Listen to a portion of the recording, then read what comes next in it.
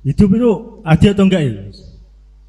Soalnya ada orang, ini cerita sedikit ya.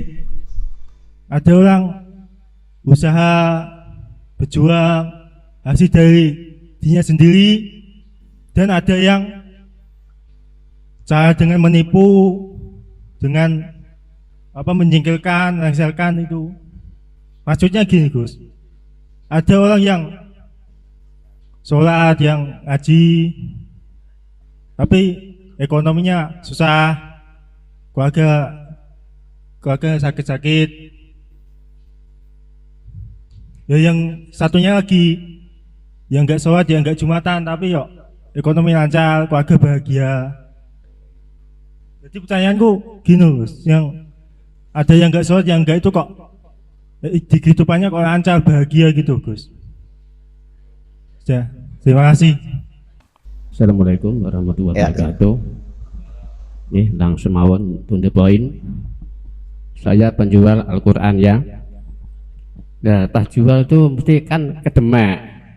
Ini unda-wundu kepleset malah totalan Pak. Gus nggih. Gregetan kula mboten wundu. Tanggep wis apa iku dimakfu mboten. Terima kasih. Wassalamualaikum warahmatullahi wabarakatuh. Ya, terima kasih. Bismillahirrahmanirrahim. Jualan Quran ya Mas Wahib ya. Ya kalau jualan Quran dan sampean susah wudu ya ngikuti pendapat, karena itu darurat. Ya pas jualan saja ada usah wudu, tapi niati tarokhus biru khosilahnya. Tarokhus itu kamu merasa wajib, ya merasa risih, tapi karena kondisi tertentu harus seperti itu. Karena teman-teman saya yang kerja di percetakan mushaf juga, wah kalau saya wudhu terus malah dimarahin sama majikannya. Karena kalau wudhu kan basah, nanti megang lempirannya malah gampang apa? Sobek. Jadi, tapi tetap dengan cara berpikir nataro khosu biru khosillah, bahwa kita seperti ini nyari kemurahan Allah. Bukan lalu menjadi madhab baru boleh memegang Quran tanpa apa? Wudhu. Ini penting saya utarakan supaya proporsional. Kayak kita misalnya ketemu mbak-mbak ini, secara fikih kan nggak boleh karena ini ajnabiyah, orang lain. Tapi kita nataro khosu biru khosillah, kita cari kemurahan Allah yang membolehkan lelaki perempuan dalam satu majelis asal terbuka dan urusan ngaji. Tapi catatannya harus terbuka. Karena pantangannya syariat itu layak luana rojulun bimroatin, tidak boleh berduaan. Makanya kalau kiai-kiai alim justru kalau punya tamu cantik itu ditemuin di teras di depan umum itu justru bagus. Tapi kadang orang malah wah nanti dilihat orang nggak pantas. Justru bagus yang di depan umum, karena di depan umum tidak akan macam-macam gitu. Tapi kadang-kadang ada juga yang kiai agak jaim tuh. Kalau tamu orang cantik malah suka ada konangan orang lain, malah bahaya. Bagus konangan orang lain supaya terkontrol. Nah, kalau terpaksa kita lakukan seperti ini, itu tidak usah merasa halal, terus kita ada istighfar, ya istilahnya nataro khosu biru khosillah. Jadi jenengan tetap pegang Quran tanpa wudhu, karena Anda jualan Quran, dan kalau wudhu susah karena Anda ngalami gangguan-gangguan fisik, tapi tetap merasa salah. Tapi nanti kalau mau Ramadanan, mau deres taqarrub ilallah, ya wudhu lah. Kan Anda sedang tidak jualan apa? Quranmu fatwanya jualan kok diteruskan sampai darusan itu kan. Nah, itu namanya itu pencatutan itu. Bismillahirrahmanirrahim. Assalamualaikum warahmatullahi wabarakatuh.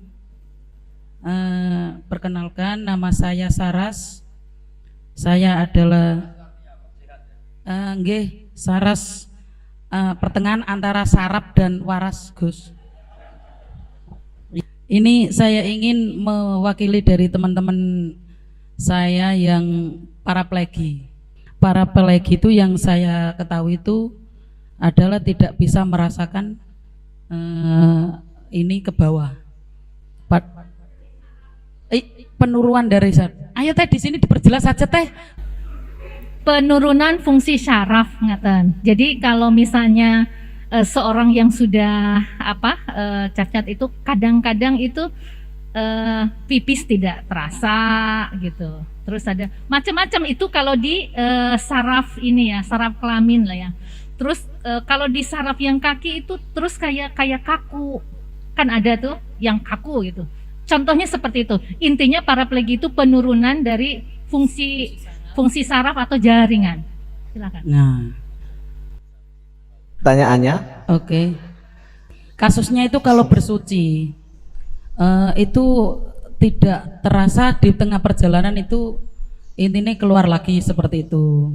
Tetapi dia kan tidak ngerasa, kemudian dia ini tetap menjalankan sholat. Nah, pertanyaan kita, apakah sholat itu sah apa tidak?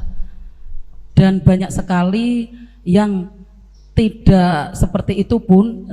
Kemarin saya sempat ngobrol, diskusi sama orang normal, artinya bukan disabilitas, pun sama gitu loh. Beliau juga mengatakan sama, ketika dari kamar mandi bersuci sampai ke tempat sholat itu juga sir gitu, maksudnya apakah harus balik lagi wudhu lagi kayak gitu Gus? Nah itu pertanyaan dari saya, semoga bisa mewakili ini, nanti bisa ada pertanyaan lagi ya teman-teman, karena ini hari kita difungsikan untuk mengupas pakai disabilitas. Akhirnya assalamualaikum warahmatullahi wabarakatuh. wassalam kepada kawan-kawan disabel. Saya hanya menyampaikan riwayat untuk menjawab pertanyaan itu. Pernah ada salah seorang sahabat Rasulullah SAW yang ngompolan. Nah, ini kasusnya ngompolan. Nah, di mana setiap berhenti dia pasti keluar, dia berhenti dia keluar. Ketika duduk ngompol. Nah, ketika ditanya sholat saya gimana, istamil kata Rasul, lanjut. Nah, ini kemudian menjadi tadi apa yang disampaikan oleh Mas Bahak, Gus Bahak, bahwa disabilitas atau orang-orang disabel ini adalah orang-orang yang mendapatkan porsi darurat. Oleh karenanya di dalam melakukan ibadah pun lebih cenderung kepada hal-hal yang sifatnya darurat. Jadi misalnya, maaf aja bahasanya, kayak istri saya. Nah, itu. Nah, dalam posisi sujud ada ketentuan sujud itu harus menggunakan 7 anggota tubuh. Ini jidat, kemudian 2 tangan, dengkul, kemudian kudang. Nah, sedangkan istri saya nggak ada. Apakah kemudian ketidakadaan kedua tangan itu menjadikan sholatnya tidak sah? Tidak, tetap sah. Nah, karena kondisi apa darurat tadi.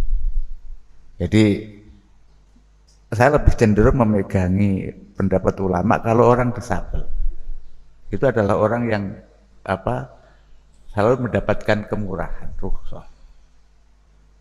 Nah, cuman begitu ketika mendapatkan rukhsah jangan kemudian merukhsahkan yang lain. Seperti halnya yang dialami oleh Ibnu Ummi Maktum, sahabat Rasulullah yang buta sejak lahir. Mana ketika beliau berada di hadapan Rasul, ketika dalam forum begini mungkin menyela omongan Rasul. Ada pertanyaan, tetapi oleh Rasul didiamkan saja, ora tinggep. Ini yang marah bukan siapa-siapa, Allah Subhanahu wa taala. Marah kepada Rasulullah dengan menegur abasa wa tawalla an ja'ahul a'ma. Di sisi Rasulullah memberikan apresiasi yang tinggi kepada disabel. Ketika Ibnu Ummi Maktum datang kepada Rasul, ya Rasul, kira-kira saya ini kalau misalnya nggak harus datang ke masjid sholat boleh ora? Nggak boleh.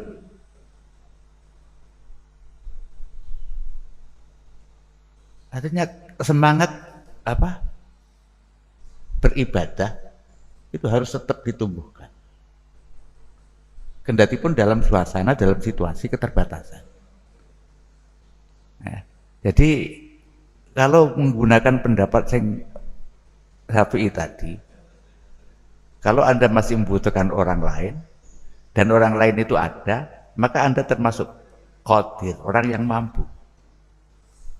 Tetapi kalau Hanifah menyatakan kalau membutuhkan orang lain itu dianggap ghairu qadir. Itu yang bisa saya sampaikan. Nah, kurang lebihnya mohon maaf. Assalamualaikum warahmatullahi wabarakatuh. Saya mau tanya gini, Gus. Hidup itu adil atau enggak ya, Gus? Soalnya ada orang, ini cerita sedikit ya. Ada orang usaha berjuang hasil dari dirinya sendiri, dan ada yang cara dengan menipu, dengan menyingkirkan, melengsarkan itu. Maksudnya gini, Gus. Ada orang yang sholat, yang ngaji, tapi ekonominya susah, keluarga sakit-sakit. Ya yang satunya lagi yang nggak sholat, yang nggak jumatan, tapi yuk ekonomi lancar, keluarga bahagia. Jadi pertanyaanku gini, Gus, yang ada yang nggak sholat, yang nggak itu kok di kehidupannya kok lancar, bahagia gitu, Gus. Ya, terima kasih. Ya, terima kasih, Mas. Diulangi lagi namanya ya, biar yang lain mendengarkan. Dimas. Dimas ya. Ya. Asalnya tadi dari mana? Ketanggi. Ketanggi. Ya. Tanggi Lembang. Ya, terima kasih atas pertanyaannya. Anda ditakdir sholat ya, tapi misalnya secara materi apa? Miskin. Yang nggak sholat, kaya, istrinya cantik, nggak cerewet. Itu jangan anggap ini lebih punya nikmat ketimbang Anda, karena hakikat nikmat sejati itu yang ditakdir apa? Sholat. Jadi harus Anda mulai berpikir bahwa apapun nikmatnya orang nggak sholat, nikmatnya orang nggak puasa, itu bukan nikmat sejati. Nikmat sejati ya saat kita dianugerahi Allah bisa apa?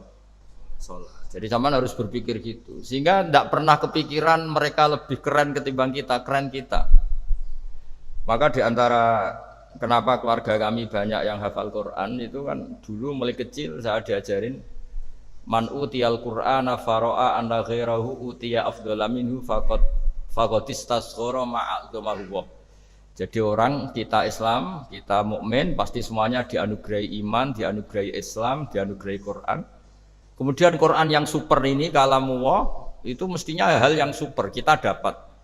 Kemudian melihat orang lain yang dikasih uang 100 juta, punya jabatan, tapi dia tidak ngerti Quran, nggak ngerti iman. Kok kamu nganggap ini lebih keren, berarti kamu menyepelekan sesuatu yang menurut Allah itu agung. Jadi intinya kita jauh lebih keren, Pak. Jadi jenengan harus, itu kan menyangkut olah pikir ya, olah pikir. Jadi andai kan semut itu berpikir rezekinya itu deket-deket saja karena fisiknya yang seperti itu, maka dia akan nikmati. Melihat burung itu nggak enak gara-gara bisa terbang, kalau nyari rezeki harus jauh karena bisa terbang. Tapi kalau semut cara berpikir, andai kan saya bisa terbang maka bisa nyari rezeki ke Jakarta. Ngapain kalau di Naruan bisa harus ke Jakarta. Jadi intinya itu berlatihlah berpikir ketika Anda ditakdir apa? Sholat, itu yakinilah itu nikmat terbesar dibanding yang mapan tapi tidak sholat. Itu tanamkan. Nggih Mas Dimas nggih. Pokoknya yakinlah bahwa nikmat dikasih sholat itu jauh dibanding yang tidak sholat meskipun bergelimang harta. Assalamualaikum warahmatullahi wabarakatuh. Nama saya Siti Alfiyah, Sangkeng Al-Aziz. Niki badhe tangletan air di pondok kan tinggal sedikit, tidak ada 2 kolah, paling 1 kilan. Nah terus keran mati. Kang sing niku sing bagian ngekake sajone niku kan mboten wonten. Terus sing air niku badhe di diagem wudu niku pripun hukume? Namanya siapa? Siti Alfiah. Panggil Alfia. Jadi begini ya, kalau kan sampean pakai fikih Syafi'i ya, yang harus 2 kolah itu. 2 kolah ukurannya segini 1/4. Jadi kalau bentuk 1/4 segini itu namanya apa? 2 kolah. Itu ada madhab yang lain di luar madhab Syafi'i, juga ada internal dalam madhab Syafi'i yang berpendapat wa anzalna minas sama ima'an tahura, itu tahuran itu wazannya fa'ul. Fa'ul itu kalau artinya itu bisa diulang-ulang pakai mensucikan. Jadi kalau dalam bahasa Arab kan ghafir itu mengampuni, kalau sering mengampuni disebut ghafur, sering mengampuni. Syakir itu bersyukur, kalau sering bersyukur disebut syakur. Nah, air itu diredaksikan Allah itu tohur. Tohur itu berarti bisa berulang-ulang dipakai apa? Mensucikan. Itu dalam madhab yang lain meskipun tidak 2 kula, asal posisi air itu suci, tetap nggak apa-apa dipakai aja. Yang netes-netesnya juga sama, dalam madhab yang lain asal tetesan itu tidak berupa najis yang sampai merubah jadi bentuk apa? Najis, itu tidak sampai najis. Jadi dalam madhab selain Syafi'i, air yang sebelum 2 kolah kena najis itu tetap tidak najis asal tidak sampai mencolok apa? Rubah. Misalnya satu timba kena air kencing segini kan kira-kira warnanya tetap apa? Air. Kecuali kena kencing onta yang 1 liter itu yang dijual itu. Nah, itu kan nanti warnanya sudah warna kencing. Ya, jadi ya sudah di tadi. Gimana? Lah ya sama, di mustakmal juga sama nanti efeknya kan ketika mandi nyeblok lagi di situ toh. Ya sama. Jadi ketika Anda mandi, efek dari itu kan turun lagi di situ, jatuh. Itu banyak ulama yang mengatakan tidak perlu divonis mustakmal, apalagi bagi teman-teman disabel, karena fungsi airnya ya dikatakan mustakmal itu kan artinya satu air, satu kegunaan untuk mensucikan. Tapi ada ulama yang mengatakan tohuran itu satu air bisa berkali-kali mensucikan. Tapi ya ini saya mohon ini untuk teman-teman yang berkebutuhan khusus lah. Kalau yang waras-waras, ya ganti jeding. Neng kali, misalnya waras biasa bal-balan, bareng jedingnya kosong, moro kali sekitar 200 meter, gak gelem ya kebangetan itu. Jadi ini kan kondisi khusus. Assalamualaikum warahmatullahi wabarakatuh. Perkenalkan, nama saya Rudi Yulianta. Kami ingin bertanya, yang saya kok dari tante ngaji. Nah ini ngeten, setiap bulan itu pas badhe ngasar kita mandi toh. Nah mandi niku niate habis mandi niku kali wudu niku napa angsal? Wudu mawon, wudu badhe mandi, wudu mandi. Karena di mandi itu kan potensi megang sesuatu yang membatalkan apa? Wudu. Mun wudu malih mawon, pokoke baratus badhe Jumatan toh. Mungkin wudu malih kan banyu gampil toh, sampean tiyang wudu. Rembang gampang banyu wudu. Wudu nggih boten modal mon santai mawon. Nggih, ngoten. Ya. Assalamualaikum warahmatullahi wabarakatuh. Nama saya Wardatul Athiroh dari Pamotan. Gini Gus, ini tentang difabel yang pakai kursi roda. Mereka biasanya kalau mau ke, contohnya perjalanan jauh terus melewati masjid. Biasanya masjid itu tempat sucinya kan jauh mau ke dalam, sedangkan dia memakai kursi roda. Harus ke tempat berwudu itu kan biasanya ngesot atau merangkak dan yang lain, karena kursi roda nggak mungkin bisa masuk ke dalam. Sedang pas keluar lagi, tempat itu kan belum tentu suci atau tidak kan belum tahu. Itu gimana? Sah atau tidak? Ya jadi tempatnya. Panggilannya Mbak apa? Wardah. Yang dibopong kemarin tuh yang pasokan ke kita pertama itu ya. Jadi sudah tadi disampaikan Gus Zofur, juga saya sampaikan. Menurut mazhab Abu Hanifah, yang dikatakan mampu itu asumsinya dilakukan sendiri, bukan ditolong orang apa? Lain. Jika nanti misalnya dari rumah sudah wudhu, ke masjid ternyata batal, mau wudhu lagi malah ngalami potensi apa? Najis, ya sudah dia tidak usah wudhu lagi, sudah berusaha melakukan apa yang diperintahkan Allah. Karena justru efek memaksakan wudhu malah pakaiannya kenapa? Najis. Jadi anggap saja itu kondisi yang dia sudah dianggap tidak mampu. Tapi misalnya kok tepaan ya, tepaan itu ya nasib baik. Pas itu adalah ketemu ponakannya atau ketemu orang yang sedang baik, terus diminta, bahkan belum dimintai tolong sudah ingin apa? Menolong, ya monggo lah melakukan ibadah yang lebih sempurna, yaitu dengan wudhu sempurna. Karena tapi kalau kondisinya pas itu nggak ada yang kenal, terus kalau memaksakan gesot malah menjadi perhatian orang banyak, dan kadang nyun sewu ya malu. Ya sudah sholat apa adanya, dan seperti tadi yang dikatakan Gus Zofur, ya sudah kita anggap dia harus sholat dengan kemampuannya itu. Jadi ini supaya dapat barokah saya baca ya. Li'annal mukallafa indahu la yu'addu qadiran bi qudrati ghairihi. Jadi dalam madzhab Abu Hanifah itu orang nggak bisa dianggap mampu dengan asumsi dibantu orang lain. Kalau dia tidak mampu ya tidak mampu aja, tidak usah bayangkan dibantu orang lain. Cuma tadi kalau nasib sedang baik, misalnya nyun sewu, saya itu menangi Mbak Arwani meskipun sudah tidak ngajar. Beliau juga di kursi roda, setelah itu ya di kamar tidur rebahan. Tapi siapa yang nggak tahu Ki Arwani itu kalau jam memandikan beliau itu rebutan. Jam memudoni beliau juga orang itu rebutan.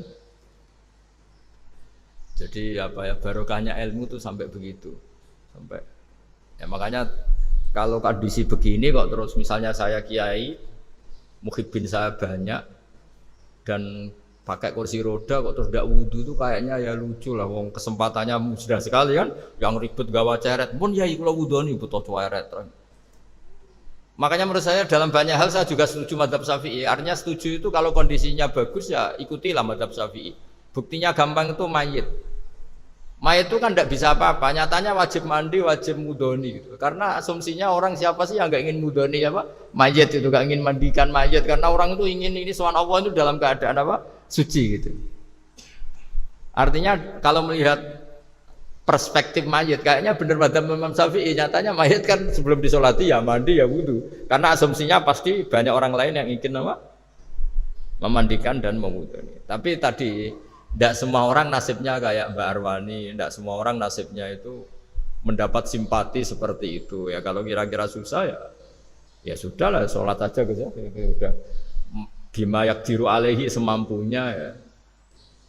Ya gitu Mbak Wardah ya. Jadi ya, ini saya terakhir mohon doa dari Gus Zofur supaya utamanya kita syukur. Saya ulang-ulang, kita niru kiai-kiai dulu. Setiap ngendikan, pokoknya kita punya nikmat terbesar, yaitu nikmatnya iman dan apa? Islam. Dan nanti kita pasti nganggap semua yang kita alami di dunia itu sepele sekali, ketika nyatanya kita masuk surga. Tapi kebalikannya, kalau kita tidak iman dan Islam, apapun mewah kita, nyaman kita di dunia itu tidak ada gunanya. Semua ketika kita nanti akhirnya jadi ahli apa? Neraka. Jadi berbahagialah kita semua karena diberi rezeki Allah, iman dan apa? Islam sebagai nikmat terbaik, tertinggi dan nggak ada bandingannya sama sekali. Mohon doa dari Gus Zofur. Baik, terima kasih ya, terima kasih sekali.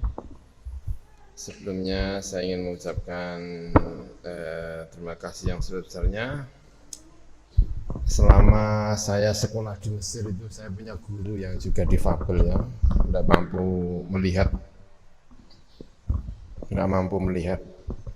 2 tahun saya secara intensif itu ngaji sama beliau. Ya memang setiap minggu 2 kali, apa itu intensif ngaji memang sama orang buta asli, bukan kok buta, memang asli buta. Itu orangnya pinter sekali itu. Pinter sekali orangnya, tapi ya buta memang. Kalau ngarang kitab itu saya pernah bersama beliau itu di perpustakaan itu. Tolong ambilkan kitab itu halaman sekian, catat mulai kalimat ini sampai kalimat ini itu apa? Itu orang buta itu. Nah yang menakjubkan itu bagi kami santri-santrinya itu, kami bikin rasan-rasan itu, katanya istrinya 3. Jadi siapa ini tadi yang ini pesimis sama apa tadi itu? Saroni ya, Masya Allah. Itu guru saya itu katanya itu istrinya 3 like. Kamu orang sehat, istrinya 1 like. Ya Allah, itu luar biasa, Masya Allah. Doa mustajabnya untuk itu mungkin berjata doa. Jadi nggak perlu apa namanya pesimis lah ya, pokoknya itu dijalankan ya semoga baik-baik saja ya. Mungkin di posisi yang ini berbeda gitu aja itu ya, sama dengan tadi itu ya. Yang tanya-tanya itu mungkin posisinya aja yang berbeda itu. Baik. Bismillahirrahmanirrahim. Al-Fatihah. A'udzubillahi minasyaitonirrajim. Bismillahirrahmanirrahim. Alhamdulillahirabbil alamin. Arrahmanirrahim. Maliki yaumiddin. Iyyaka na'budu wa iyyaka nasta'in. Ihdinas siratal mustaqim. Siratal ladzina an'amta 'alaihim ghairil maghdubi 'alaihim waladdallin.